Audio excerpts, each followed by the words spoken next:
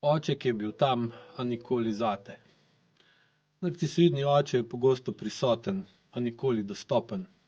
Je moški, ki zna očarati druge, ki se zna postaviti v središče pozornosti, ki ima ugled, avtoriteto in glas, ki napolni prostor.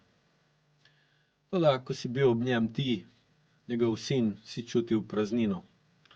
Gledal je skozi tebe, nikoli zares vate. Bil je tvoj prvi moški, tvoj vzornik, tvoj temelj, a temelj je bil hladen. Ko si potreboval zaščito, je bil tiho. Ko si iskal podporo, si dobil kritiko.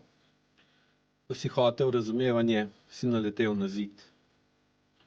Ljubezen, ki si jo hrepenel, je bila pogojena, vezana na tvojo vlogo, na tvojo uporabnost, ne pa na tvojo resničnost.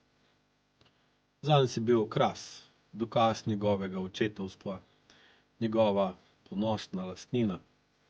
Ker si bil tih, lep, poslušen, uspešen. Ko pa si začel kazati, kdo si, je to razumel kot grožnjo in takrat se je umaknil.